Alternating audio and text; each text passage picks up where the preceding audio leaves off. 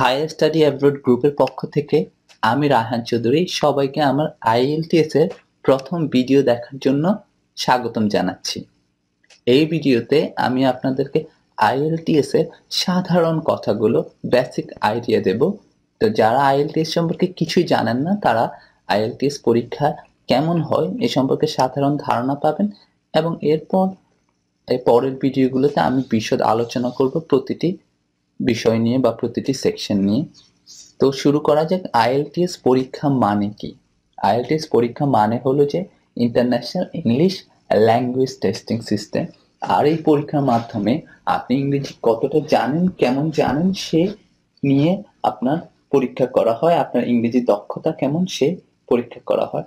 আর এই দক্ষতা মাপা হয় ইংরেজি 4টি বিষয়ের উপর। এই 4টি বিষয়কে আমি বলবো WRLS। তো WRLS মানে আমি কি বোঝাতে চাচ্ছি? মানে হলো যে 4টি স্কিল যেগুলো আইএলটিএস টেস্টে পরীক্ষা করা হয়।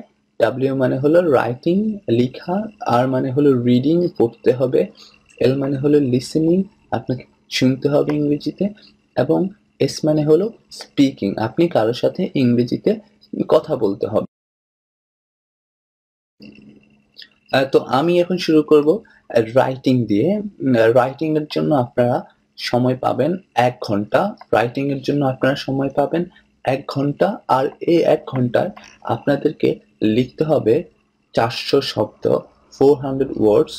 আর আমি বলে রাখি, এখানে আপনারা 2টি টাস্ক করতে হবে। একটি টাস্কে বলবো যে আমরা টাস্ক 1 এবং আরেকটি টাস্কে বলবো আমরা টাস্ক 2। সো রাইটিং এ টাস্ক 1 এবং টাস্ক 2। টাস্ক 1 হলো যেখানে আপনি 20 মিনিট সময় পাবেন এবং এই ক্ষেত্রে আপনাকে 150 শব্দ লিখতে হবে। আরও একটু কথা বলে রাখি, টাস্ক 1 এ আপনি যে কোনো ছবি, চার্ট, গ্রাফ অথবা কোনো প্রসেস অথবা কোনো গ্রামের ছবি দেয়া থাকবে। টোটাল কথা, একটা ছবিকে আপনি 150 শব্দ দিয়ে ইংরেজিতে লিখতে হবে। আর একে আমরা বলবো টাস্ক 1। সো আমরা জানলাম টাস্ক 1 এ আপনাকে লিখতে হবে 150 শব্দ এবং একটি ছবি দেখে দেখে সেই 150 শব্দ লিখতে হবে। যা মানে হলো আপনি একটি ছবি বর্ণনা করতে হবে 150 শব্দ দিয়ে। তো টাস্ক 1 আলোচনার পর আমরা এখন আলোচনা করব টাস্ক 2। টাস্ক 2 হলো আপনি 40 মিনিট সময় পাবেন এবং এই 40 মিনিট সময়ে আপনি লিখতে হবে 250 শব্দ। 250 শব্দের একটি ইংরেজি রচনা লিখতে হবে এবং সময় পাবেন আপনি 40 মিনিট। আর এই রচনা লেখার জন্য আপনাকে যে বিষয় থাকতে পারে সেই বিষয় হলো, আপনাকে কোনো বিষয়ের উপর আপনার মত দিতে হতে পারে। আপনি যুক্তি তর্ক দিয়ে আপনার সেই মতটাকে আপনি যতটুকু পারেন স্ট্রং করবেন আপনার মতো যুক্তি তর্ক দিয়ে।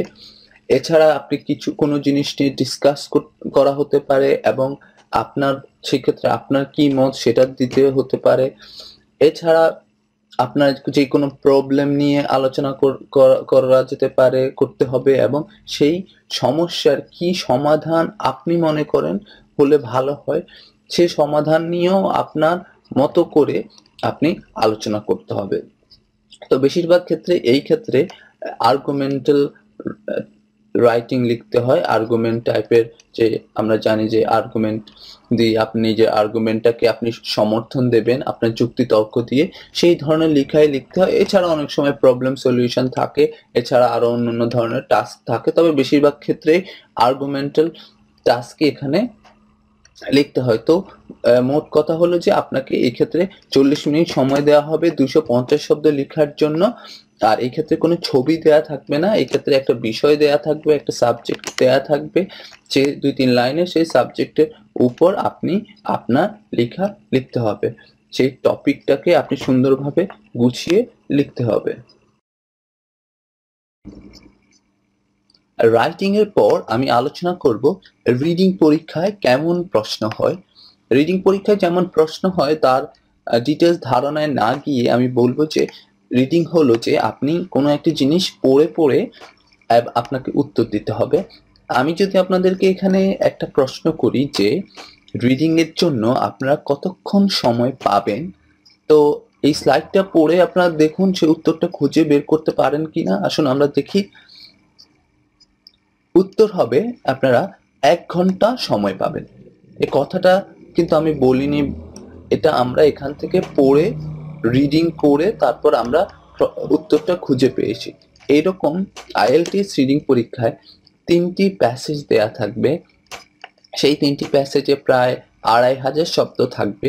সেই 2500 শব্দ থেকে আপনি 40টি প্রশ্নের উত্তর বের করতে হবে। বিভিন্ন ধরনের কোশ্চেন টাইপ থাকে, সেন্টেন্স কমপ্লিশন থাকে, আপনার এমসিকিউ টাইপ থাকে, ট্রু ফলস থাকে, আপনার এই ক্ষেত্রে থাকে হেডিং মিলাতে হবে। তো এইসব ডিটেলস আমি পরে আমার রিডিং ক্লাসগুলোতে আলোচনা করব, কিন্তু কথা হলো যে আপনি রিডিং পরীক্ষার জন্য 1 ঘন্টা সময় পাবেন, 40টা প্রশ্নের উত্তর দিতে হবে এবং সেটা 3টা প্যাসেজ দেয়া থাকবে। সেই 3টা প্যাসেজ থেকে আপনি খুঁজে বের করতে হবে। আর রিডিং পরীক্ষায় যেটা খুব সমস্যা সেটা হলো সময়ের ব্যাপারে আপনাকে খুবই সাবধান থাকতে হবে। তো তবে যেটা আসার কথা সেটা হলো যে রিডিং পরীক্ষার সকল উত্তরই আপনার চোখের সামনে ওই দেয়া আছে প্যাসেজগুলোতে। তো আপনি যদি একটু প্র্যাকটিস করে নিজেকে প্রস্তুত করে নিতে পারেন, আমার মনে হয় রিডিং পরীক্ষা আপনার জন্য খুব সহজ হবে।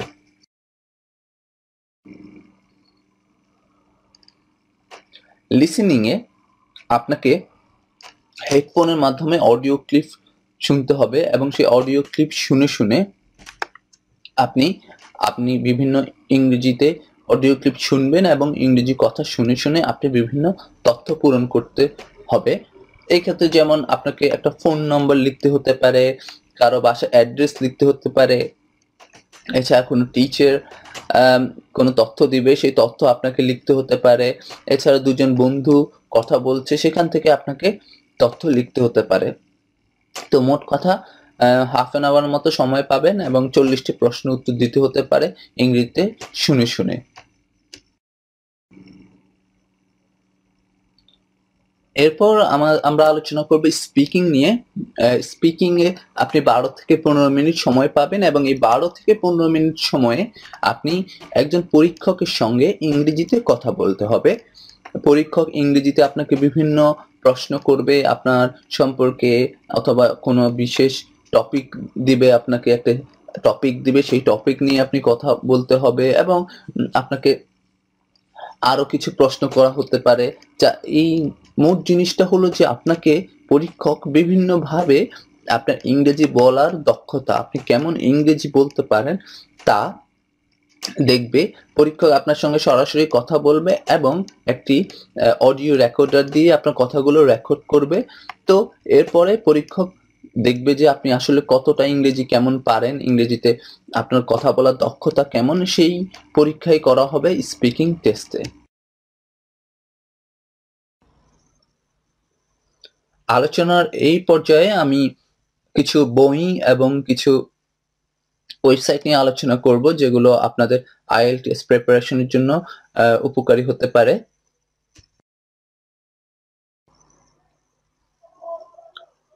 আইএলটিএস সহ ইংরেজি যে কোনো পরীক্ষার জন্য আপনার গ্রামার খুব ইম্পর্ট্যান্ট, ভোকাবুলারি ইম্পর্ট্যান্ট। তো আমি বলবো যে আপনারা আইএলটিএস পরীক্ষার জন্য যে আইএলটিএস এর যে বইগুলো আমি দেব সেই বইগুলো যে আপনারা ফলো করতে হবে এমন কিছু না। আপনারা যে কোনো বই পড়ে আপনি ইংরেজি যদি ইমপ্রুভ করতে পারেন সেটাই আপনার জন্য কিন্তু আইএলটিএস পরীক্ষার জন্য উপকারী হবে। আমি শুধু কয়েকটি বই দিলাম যে বইগুলো আমি আসলে দেখেছিলাম। আপনারা আইএলটিএস এর গ্রামার নিয়ে আলোচনা বা গ্রামার নিয়ে ধারণা পাওয়ার জন্য আপনার আইএলটিএস গ্রামার বইটা একটু চোখ বুলিয়ে দেখতে পারেন। আর যাদের একেবারে গ্রামার মনে করেন একটু উইক, তারা অন্য কোনো গ্রামার বই যেমন রেমন্ড মার্ফির গ্রামার বই অথবা যেই গ্রামার বইটা আপনার কাছে সহজ লাগে তা আগে দেখে নিতে পারেন। তারপর ভোকাবুলারির জন্য আইএলটিএস ভোকাবুলারি, এই বইটা নিয়ে আমি বলবো যে এই বইটা হলো তারা ধরেই নিচ্ছে আপনার ভোকাবুলারি একটা ভালো লেভেল আছে। তারা শুধু দেখে, আপনি শুধু এটা হলো যে একটা বই যেখানে আপনাকে ভোকাবুলারি শেখানো হবে না, এখানে তারা ধরে নিচ্ছে আপনার ভোকাবুলারি পারেন। তো বইটা দিয়ে আপনি দেখতে পারেন যে আপনার ভোকাবুলারি কেমন লেভেলে আছে, কেমন ভোকাবুলারি পারেন আইএলটিএস এর জন্য। তো এই বইটা প্র্যাকটিস করার আগে আপনারা কিন্তু সাধারণ ভোকাবুলারি, কঠিন কিছু না, সাধারণ কিছু ভোকাবুলারি যা আপনারা নিউজ পেপার পড়ে বা ম্যাগাজিন পড়ে একটু ইমপ্রুভ করে নিতে পারেন। আপনারা কিছুদিন ভোকাবুলারি বা যে ইংরেজি শব্দগুলো আমরা ছোটকাল থেকে শিখেছি সেগুলোই আমরা একটু ব্রাশ আপ করে নিতে পারি। তারপর রাইটিং স্কিল, স্যাম ম্যাকেটারের একটা রাইটিং স্কিল আছে। এই বইটাও আমি বলবো তারা ধরে নেয় যে আপনি মোটামুটি ভালোই রাইটিং পারেন। তো এই ক্ষেত্রে সরাসরি এই বইটায় যাওয়ার আগে আপনি বাংলায় অনেক রাইটিং এর বই পাওয়া যায়, মনিরুজ্জামান স্যারের বই, সাইফুর স্যারের বই, অথবা যে কোনো নির্ঘাত থেকে অন্যান্য বই পাওয়া যায়। আপনি যেটাকে মনে করেন যে আপনার জন্য ভালো, আপনি এরকম একটি রাইটিং বই আগে প্র্যাকটিস করে নিতে পারেন, মানে ধারণা নিতে পারেন, অথবা ইন্টারনেট থেকেও আপনি ধারণা নিতে পারেন। তারপরে একটা বই আছে কমন মিস্টেকস অ্যাট আইএলস। এটা দুটো লেভেলের বই আছে, ইন্টারমিডিয়েট এবং আইএলটিএস অ্যাডভান্স লেভেলের জন্য। শুরু করবেন ইন্টারমিডিয়েট দিয়ে। এখানে স্টুডেন্টরা কেমন ভুল করে থাকে, কেমন মিস্টেকগুলো করে থাকে পরীক্ষায়, সেটা নিয়ে আলোচনা করা আছে। তো এটা, এই বইটা আমি দেখতে বলবো এই জন্য যে তাহলে সহজেই আমরা সেই মিস্টেকগুলো কিন্তু অ্যাভয়েড করতে পারবো। এবং এই বইগুলো কিন্তু ইন্টারনেটেও অনেক বই, যেমন কমন মিস্টেক বইটা আপনি ডাউনলোড করতে পারবেন, গুগলে সার্চ দিলে পাওয়া যাবে এবং আপনি সেই পিডিএফ ফাইল ডাউনলোড করে নিতে পারেন। এই বইটা খুব বড় একটা বই না, ছোট একটা বই, আপনি চোখ বুলিয়ে নিতে পারেন। এখানে দুটি ওয়েবসাইট রয়েছে, ieltsimon.com এবং www.dcielts.com। এই ওয়েবসাইটগুলো কিন্তু আপনি প্রিপারেশন বলুন আর টেস্ট প্র্যাকটিস বলুন, আইএলটিএস এর যে কোনো ক্ষেত্রে কেউ যদি, আমার মনে হয় এই দুইটা ওয়েবসাইটই শুধু ভালোভাবে ফলো করে, আমার মনে হয় সে খুব ভালো করতে পারবে। তো আর যারা বাংলাদেশে আন্ডারগ্রেড শেষ করেছেন তাদেরকে আমি বলবো যে আপনি প্রিপারেশনের জন্য এত বই এবং সময় ব্যয় না করে সরাসরি আপনি আইএলটিএস টেস্ট কেমন হয় তা দেখার জন্য এখান থেকে আমি যে 5টি বইয়ের কথা বলেছি সেটা থেকে যে কোনো একটি বই আমি রেকমেন্ড করব। অ্যাকশন প্ল্যান ফর আইএলস, এই বইটা দেখে নিতে পারেন। এই বইটাতে আইএলস নিয়ে সম্যক আলোচনা করা আছে। আইএলস এর প্রতিটি কোশ্চেন টাইপ, 4টি স্কিলের কেমন কেমন কোশ্চেন টাইপ হতে পারে সেগুলো নিয়ে আলোচনা করা আছে। তো আপনি এই অ্যাকশন প্ল্যান ফর আইএলস এর সঙ্গে যে কোনো একটি ভালো রাইটিং এর বই যদি প্র্যাকটিস করেন আইএলটিএস টেস্টের ধারণার জন্য, আমার মনে হয় এরকম 2টি বই, এখান থেকে যে কোনো একটি বই, এবং রাইটিং এর জন্য ভালো একটি বই যদি আপনি প্র্যাকটিস করেন, আর রাইটিং এর জন্য যদি আপনি কোনো বই প্র্যাকটিস না করে ইন্টারনেট থেকে হেল্প নিতে পারেন। আমি এর আগে 2টি ওয়েবসাইটের কথা বলেছি, এই 2টি ওয়েবসাইটে কিন্তু রাইটিং নিয়ে আলোচনা করা আছে, আপনারা দেখতে পারেন। অথবা আমার ভিডিওগুলো যদি পরবর্তীতে আপনারা দেখেন, আপনারা কিন্তু আপনারা আইএলটিএস টেস্ট পরীক্ষায় ভালো করতে পারবেন। তো আমার কথা হলো যে আপনারা এখান থেকে যে কোনো একটি বই এবং রাইটিং এর জন্য কিছু রিসোর্স ফলো করতে পারেন যারা অলরেডি আন্ডারগ্রেড শেষ করেছেন অথবা মনে করছেন যে আপনার ইংরেজি ভালো। তো আইএলটিএস টেস্ট কেমন হয় সেটা ধারণা নেওয়ার পর আপনারা, এবং রাইটিং এ আপনারা শেখার পর যে কিভাবে লিখতে হবে শেখার পর আপনি সরাসরি চলে আসতে পারেন আইএলটিএস এর রিয়েল টেস্টে যেরকম পরীক্ষা হয় সেই রকম মক টেস্টের জন্য ক্যামব্রিজ সিরিজের 1 to 9 9টা বই রয়েছে। এই 9টা বই খুব সমাদৃত আইএলটিএস টেস্ট পরীক্ষার প্র্যাকটিস টেস্টের জন্য। তো আমি বলবো অনেকেই কিন্তু 9টি বই প্র্যাকটিস করে, অনেকে শুধু একটি বই প্র্যাকটিস করে, অনেকে 2টি বই প্র্যাকটিস করে।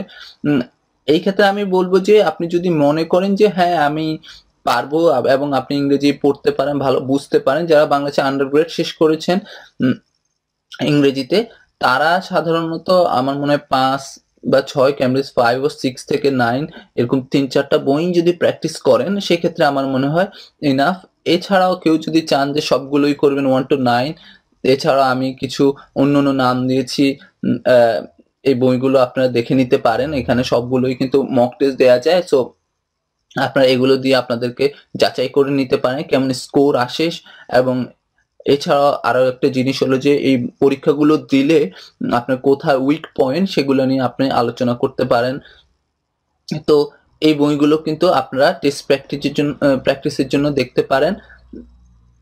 এছাড়া অফিসিয়াল আইএলটিএস প্র্যাকটিস ম্যাটেরিয়ালস আছে, অনেক ধরনের ম্যাটেরিয়ালস আছে ক্যামব্রিজ 1 to 9 ছাড়াও, সেইগুলো আপনারা দেখতে পারেন। আপনারা এই বইগুলো নীলক্ষেতে পাবেন। এছাড়া ব্রিটিশ কাউন্সিল থেকে একটি লিস্ট দেয়া থাকে নীলক্ষেতের বই দোকানগুলোতে যে কোন কোন বইগুলো আইএলটিএস এর জন্য দরকারি।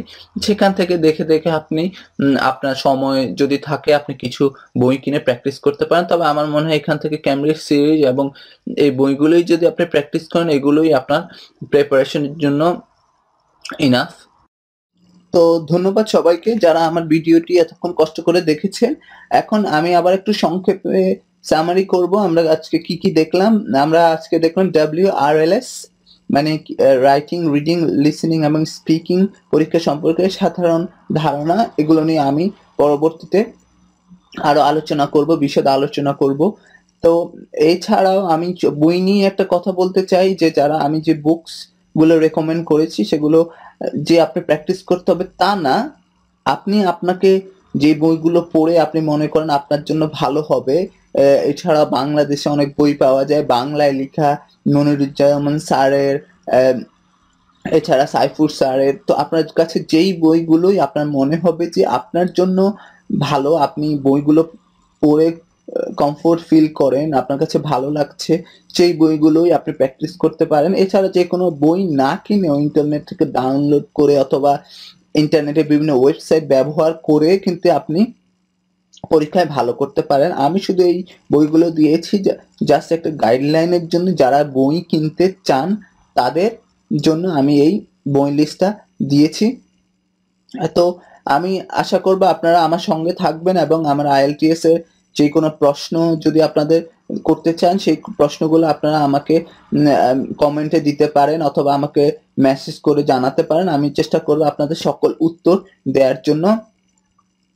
তো ধন্যবাদ সবাইকে আমার এই ভিডিও দেখার জন্য। আর আমি আপনাদের জন্য একটি কুইজ আপলোড করেছি যেখানে আমি আপনাদেরকে কঠিন কিছু করতে হবে না, যেখানে আপনারা কিছু পড়বেন যাতে আপনাদের ইংরেজি রিডিং উন্নত হবে। এবং এটা হলো যে গ্রামার সম্পর্কে আমি সাধারণ ক্লজ কি, ফ্রেজ কি, এগুলো নিয়ে একটা লিঙ্ক দিয়েছি। আপনারা এই লিঙ্কটা পড়বেন এবং পড়ে তারপর কয়েকটি 5-6টি ছোট ছোট কোশ্চেন আছে সেগুলোর উত্তর দেওয়ার চেষ্টা করবেন। সো আজকে এই পর্যন্তই।